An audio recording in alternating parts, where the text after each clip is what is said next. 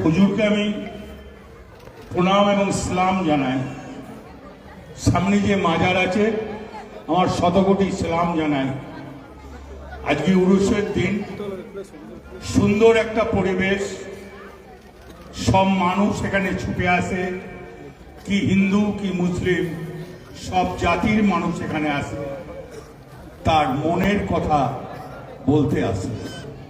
তাই আমি বলবো সবাই যেন ভালো থাকুক, সুন্দর পরিবেশ থাকুক এই উরুসে, সবাইকে যেন আল্লাহ আশীর্বাদ করে, দুহাত ভরে আশীর্বাদ করে, মানুষ যেন ভালো থাকে। আমি মুক্তিপুর স্কুলে এসে বলে গেছিলাম যে আমি রাস্তাটা করে দেবো। অলরেডি রাস্তাটা স্যাংশন হয়ে গেছে, আমাদের মন্ডল পেয়েছে।